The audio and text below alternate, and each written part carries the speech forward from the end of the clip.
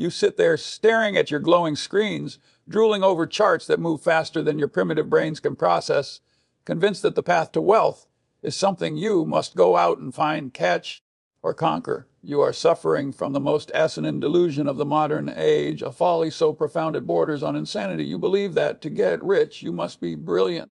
You think you need to add things to your life: more information, more leverage, more complexity, more activity. You are wrong, and your bank account is the bleeding evidence of your stupidity. The separation between the wealthy and the broke is not about what the wealthy know. It is about what the wealthy avoid. You are drowning in a sea of opportunity, yet you starve for wisdom because you are trying to swim with an anvil of bad habits tied around your neck. You want the secret. Here is the secret, and you will hate it because it requires you to kill your ego. You do not win by being smarter than the crowd. You win by being less insane than the crowd over a very long period of time. I look at your generation obsessed with optimizing your returns, and I see a bunch of frantic squirrels trying to outrun a forest fire of their own making. You are asking, how do I get rich? When you should be asking, what is currently ensuring I stay poor? This is the fundamental failure of your education and your culture. You are taught to seek the positive, to visualize success, to manifest your destiny like some new age charlatan selling snake oil. It is total nonsense. If you want to understand how real wealth is built, look at the titans of the old world, the men who built empires of steel and oil, not these paper tigers of Silicon Valley who confuse valuation with value. Look at John D. Rockefeller and Standard Oil, or Andrew Carnegie. These men did not wake up and ask, what lottery ticket should I buy today? They operated with a ruthless elimination of error. Rockefeller didn't focus on simply finding more oil. He focused on eliminating waste, ensuring that not a single drop of the barrel was lost, turning the sludge that others threw away into profit. He inverted the problem. He didn't ask how to make more money. He asked how to stop losing money on inefficiencies. Compare that to the modern fool, the day trader sitting in his underwear, leveraged 10 to 1 on some digital currency that produces nothing, creates nothing, and exists only as a vehicle for speculation. This modern fool thinks he is investing. He is not investing. He is gambling in a casino where the house has rigged the odds against him, and he is too intoxicated by the flashing lights to notice he is being fleeced. The early days of Berkshire Hathaway were not built on brilliant, lightning-fast decisions. They were built on the refusal to do dumb things. We sat on our hands. We waited. We watched the crowd go mad buying the nifty 50 stocks at 80 times earnings, and we did nothing. We were bored. You are terrified of boredom, so you act, and in acting, you destroy your capital. You treat the stock market like a video game, seeking a dopamine hit, whereas we treated it like a delicate ecosystem where one wrong move could poison the well. This brings us to the most powerful mental model in my arsenal, a tool so sharp it cuts through the fat of your ignorance instantly: inversion. The great German mathematician Carl Gustav Jacobi said, invert, always invert, is the nature of complex systems that many problems are best solved backwards. You want to help India. Do not ask, how can I help India? Ask, what is doing the most damage to India? And stop doing that. You want to be wealthy. Do not ask, how do I make $1 million? Ask, what behaviors guarantee that I will end up broke, miserable, and destitute? And then avoid those behaviors like the plague. It is a simple concept, yet it is intellectually violent because it forces you to confront your own inadequacies. If you want to avoid a plane crash, you don't study the physics of flight. You study the wreckage of every crash in history, and you ensure you never replicate those conditions. I have spent a lifetime studying the anatomy of financial disaster. I collect stories of ruin the way a child collects baseball cards. And what do I find? I find that misery is not a result of bad luck. It is a result of reliable, repeatable stupidity. You are looking for the bonanza, the home run that solves all your problems. I am telling you to avoid the strikeout. If you can simply avoid the major calamities that befall the average idiot, the magic of compound interest will take care of the rest. It is not about being a genius. It is about not being a moron. Let us apply this practically using the 3 decisions that determine your financial fate. First, avoid the folly of toxic companionship. Who you marry is the most significant financial decision you will ever make, for a spendthrift spouse will ruin a billionaire faster than a bear market. Second, avoid the geography of failure. Living in a place that drains your resources simply to signal status is a lollapalooza of stupidity. Third, avoid the career of misery. Working a job you hate to buy things you don't need is the definition of slavery. If you invert your life and simply remove these 3 sources of friction, you are already ahead of 90% of the population. But you won't do it. You are too concerned with what your neighbors think. You are driven by envy, which is the stupidest of the 7 deadly sins because it's the only one you can't even have any fun doing.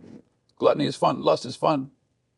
Envy is just pure pain for no gain. It is rat poison for the soul and for the wallet. When you see someone getting rich faster than you, perhaps some idiot neighbor who bought a meme stock, you feel a pang of jealousy. You abandon your discipline. You join the herd. And that is when the slaughter begins. The market is a mechanism for transferring wealth from the impatient to the patient, and envy is the engine of impatience. I am not your advisor. But if I were, I would tell you to consider stripping your financial life down to the studs and burning the rot. You hold assets you don't understand because a pundit told you they were going to the moon. Sell them. You carry debt on depreciating assets like cars and clothes because you have an ego that demands feeding. Pay it off. You listen to macroeconomic forecasts from people who couldn't predict the weather, let alone interest rates. Turn them off. Inversion requires you to look at your portfolio and ask, if I didn't own this today, would I buy it? If the answer is no, you are holding on to a mistake. The cost of holding a mistake is not just the money you lose. It is the opportunity cost of the capital that could be deployed elsewhere. This is the concept of opportunity cost, which is the only filter that matters. Everything you do must be measured against your next best alternative. If you are holding cash that is rotting in a savings account while excellent businesses are selling at fair prices, you are committing a crime against your own future. But conversely, and this is where you fools get it wrong, if the market offers you nothing but overpriced garbage, the next best alternative is to sit on your cash and do absolutely nothing. I learned this lesson the hard way, and since I demand honesty from you, I will offer it in return. It was 1953. I was young, arrogant, and thought I had the Midas touch. I saw a sure thing in a commodity trade, soybean futures, of all the asinine things. I didn't just bet my own money. I borrowed. I used leverage. I violated my own rules because I was blinded by the prospect of a quick profit. I lost to 20,000 in 3 days. In 1953, 20,000 was a fortune. It was the price of 2 houses. It was a humiliating, gut-wrenching loss that wiped out a significant portion of my net worth at the time. The pain was visceral. I felt like vomiting. But that loss was the tuition I paid to the University of Hard Knocks. I realized then that leverage is the only way a smart guy can go broke. It is like driving a car with a dagger on the steering wheel pointing at your heart. If you hit a bump, you die. I vowed never to expose myself to that kind of ruin again.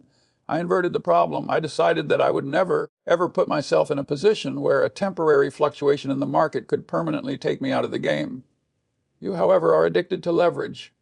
You use margin accounts. You take out loans to buy crypto. You leverage your homes to buy toys. You are driving that car with the dagger, speeding down a bumpy road, and you think you are a race car driver. You are just a corpse in waiting. The modern world is designed to separate you from your money. It is a giant conspiracy of consumption. Every advertisement, every notification, every buy now, pay later button is a trap set for the unwary. To be wealthy is to be a fortress. You must build walls against the intrusion of folly. You must adopt a via negativa approach to your finances. Success is not the addition of brilliant moves. It is the subtraction of terrible ones. If you can go a lifetime without blowing up your account, without getting divorced, without succumbing to drug or alcohol addiction, and without chasing fads, you will wake up one day and realize you are rich. It is almost accidental. It is the inevitable result of not being stupid. But you struggle with this because it is not sexy. It is not exciting to say, I did nothing today because there was nothing intelligent to do. It takes a temperament of steel to watch others make money on garbage while you sit on your hands. But that is the price of admission. If you cannot control your emotions, you cannot control your money.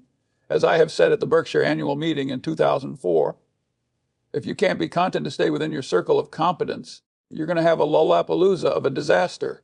You must understand that the game you are playing is not the game I am playing. You are playing a game of social signaling and short-term gratification. I am playing a game of long-term survival and compounding. These two games have different rules. In your game, you buy things to impress people you don't like. In my game, I buy freedom. In your game, cash is trash. In my game, cash is oxygen. It is the option to act when the world goes to hell, which it inevitably will. The cycle of history is clear boom, bust, boom, bust. Human nature does not change. The same greed that drove the Dutch tulip mania is driving your tech stocks today. The same fear that caused the Great Depression will cause the next panic. By inverting your behavior, by being fearful when others are greedy and greedy when others are fearful, you position yourself on the right side of the transaction. You become the predator, not the prey. But to do this, you must kill the part of yourself that needs validation from the herd. You must be willing to look like a fool in the short term to be a king in the long term. This is the hardest thing for a human being to do. We are tribal animals. We want to belong. But in finance, belonging is expensive. The crowd is always wrong at the extremes. To be wealthy, you must stand apart, silent, watchful, and ready to strike only when the odds are so heavily in your favor that you cannot lose. That is the essence of inversion. Stop trying to win. Start trying not to lose. The winning takes care of itself. You treat time as if it were an infinite resource, spilling it onto the floor like a drunkard spilling cheap wine, unaware that it is the only asset you can never buy back. I am 99 years old.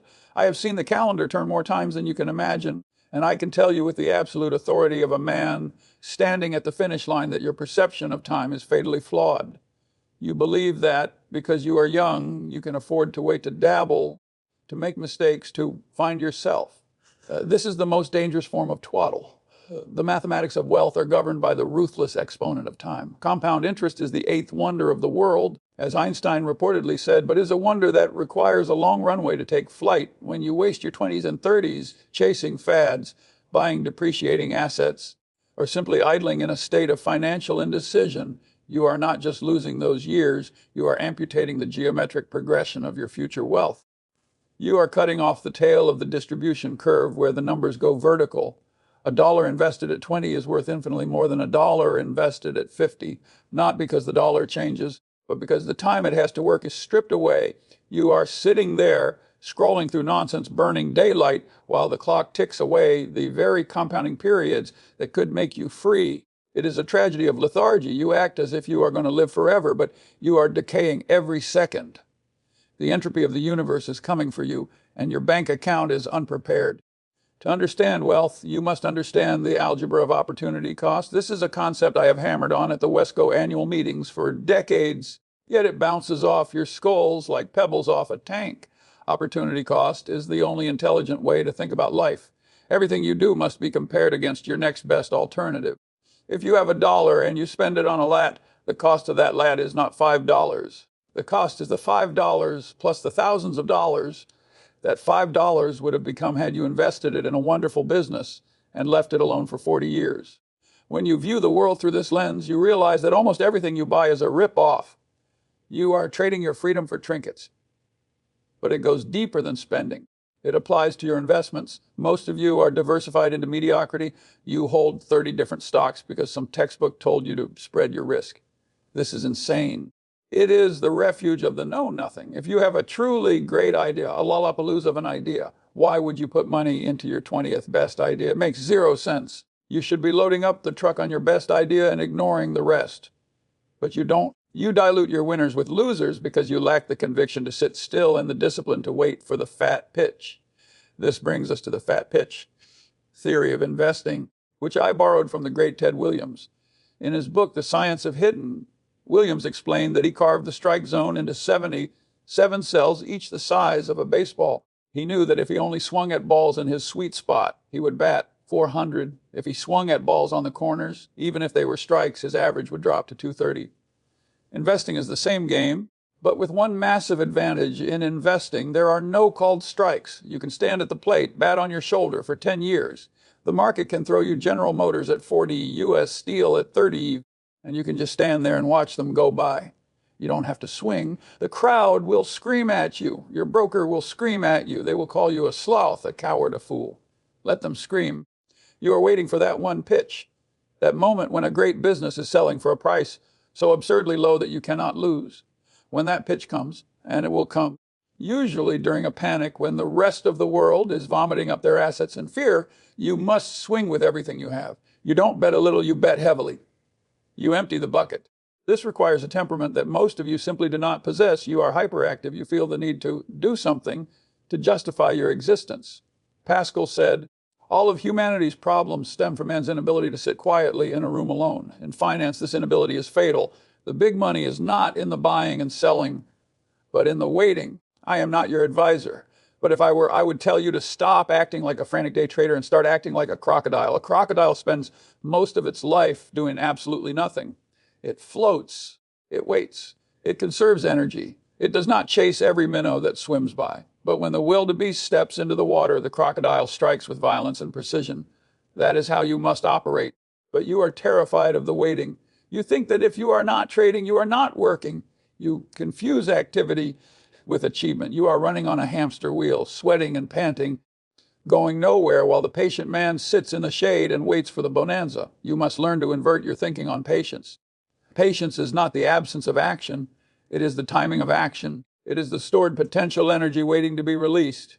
When you hold cash, you are not losing to inflation in the short term. You are buying an option on the future distress of others. You are positioning yourself to be the liquidity provider when the market dries up. That is a position of immense power. But you squander it because you cannot bear the boredom. You buy garbage just to feel the dopamine hit of participation. It is pathetic. Let me tell you about a mistake I made, a mistake so colossal in its opportunity cost that it still gnaws at me. It was 1977. I was looking at a company called Belridge Oil. This was not a complicated situation. It was not a speculative tech play. It was a business based in Bakersfield, California, sitting on a massive reserve of oil. The stock was trading at around $1.15 per share. I knew, based on the reserves and the physics of the situation, that the company was worth vastly more. It was undervalued by a wide margin. It was a classic Graham and Dodd value play, a cigar butt with a lot of puffs left in it. But actually, it was better than a cigar butt. It was a gold mine. I bought some shares for my family and for a few clients. I bought 300 shares. But here is the sin: I didn't buy enough. I was offered 500 shares. I turned down the extra 200 shares. Why? Because I was trying to be clever. I was trying to pinch pennies. I thought the price might come down a little more, or I didn't want to pay the asking price because I had an anchor in my mind of what I wanted to pay rather than what it was all worth. I was suffering from the bias of anchoring and a cheapness that bordered on stupidity. 2 years later, in 1979, Shell Oil bought Belridge for $3.6 billion. The price per share exploded to over $3,600. My 300 shares turned into a small fortune, yes, but the fun 200 shares I left on the table, that decision cost me millions of dollars in 1979 money. If you roll that forward to today, investing those proceeds into Berkshire Hathaway, that mistake, that single moment of hesitation, that failure to swing hard at a fat pitch cost me billions. Billions with a B. That is the consequence of an error of omission. You worry about losing 500 on a bad trade. I worry about the billions I didn't make because I was sucking my thumb when I should have been writing checks. The punishment for being too cheap when the odds are overwhelmingly in your favor is absolute. You do not get a second chance at a Belridge Oil. When the universe hands you a gift wrapped in a bow, you do not ask for a discount. You take the box and you say thank you. This is the difference between the wealthy and the broke. The broke man is terrified of losing what little he has, so he never bets big. Or he bets big on things he doesn't understand, which is gambling. The wealthy man waits for the no-brainer, the situation where the downside is protected and the upside is asymmetric, and then he acts with conviction. You are likely making the opposite mistake of my Belridge error. You are swinging at everything. You are buying high and selling low. You are chasing performance. You look at the chart of some cryptocurrency that has gone up 1,000%, and you think, I must get in. You are buying the top. You are providing the exit liquidity for the smart money. You are the wildebeest stepping into the water, and we are the crocodiles. To escape this trap, you must develop the capacity to suffer. You must suffer the envy of watching your neighbors get rich on lucky bets. You must suffer the boredom of holding cash for years. You must suffer the ridicule of being out of the market. If you cannot handle this suffering, you are destined to be poor. You have to learn to distinguish between activity and progress. They are not the same. A rocking chair gives you plenty of motion, but it doesn't get you anywhere. Your portfolio is likely a rocking chair. You churn positions, you pay taxes, you pay fees, and you end up with a net return that lags the S&P 500. Why? Because you think you are smarter than the market. You are not. I am not. The only edge we have is our temperament, the ability to be rational when others are irrational, the ability to be greedy when others are fearful. This requires a control over your own psychology that is rare. Most of you are puppets of your own biology, dancing to the tune of fear and greed. You must cut the strings. You must become a machine of rationality. When you look at a potential investment, you must strip away the emotion, the hype, the story, and look at the naked numbers. What is the yield? What is the growth? What is the competitive moat? If you cannot answer these questions within 2 minutes, you do not own an investment. You own a lottery ticket. And as I have said before, the lottery is a tax on people who are bad at math. Stop looking for the secret sauce. There is no secret sauce. There is only discipline, patience, and the ruthless execution of common sense, which, as the saying goes, is not so common. You are running out of time. Every day you spend in ignorance is a day you cannot compound. You must stop the bleeding. You must stop the foolishness. You must recognize that the biggest risk you face is not market volatility. It is the risk of arriving at the end of your life, having squandered your potential on mediocrity. The Bellridge mistake taught me that when you see a bonanza, you grab it, but you cannot grab the bonanza if your hands are full of trash. Drop the trash, clear your mind, wait for the pitch. And for God's sake, when it comes, do not just stand there.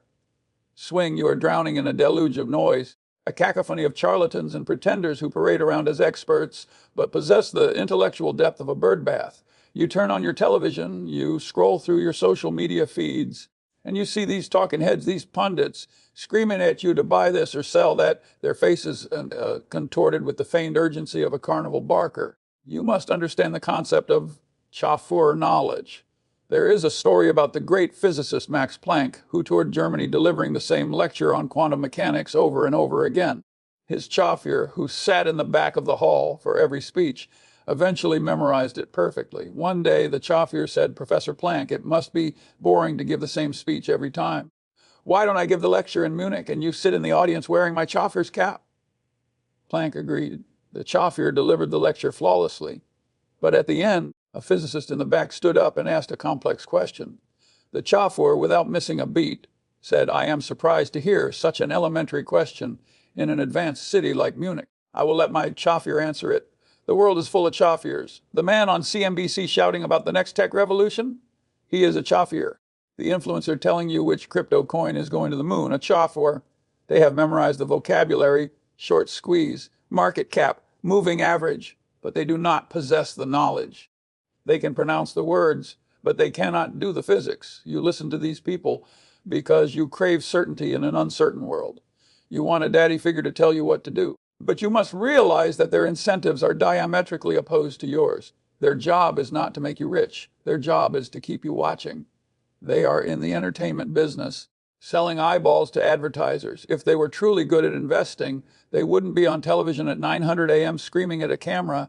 They would be on a yacht in the Mediterranean, or more likely, sitting quietly in a library reading annual reports, compounding their billions in silence. I have said this at the daily journal meetings for years. Show me the incentive, and I will show you the outcome. The incentive of the financial news industry is to create anxiety and activity. They need you to trade. They need you to feel like you are missing out. If you simply bought a low-cost index fund and went to sleep for 20 years, they would go out of business. Therefore, they must manufacture crises. They must invent narratives. They are selling you rat poison and telling you it is a protein shake. You must develop a circle of competence and stay within it. You must know what you know, and more importantly, what you do not know. My circle of competence includes simple businesses like Costco or Coca-Cola. I understand how they make money. I understand their competitive moat. I do not understand the intricacies of the latest biotech startup or the algorithmic complexity of a decentralized finance protocol. So I do not touch them. I put them in the too hard pile.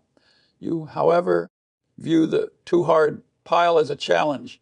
You think you need to understand everything. You don't. You only need to understand the one thing you are betting on. If you step outside your circle of competence, you will get slaughtered by someone who is inside theirs. It is not a fair fight.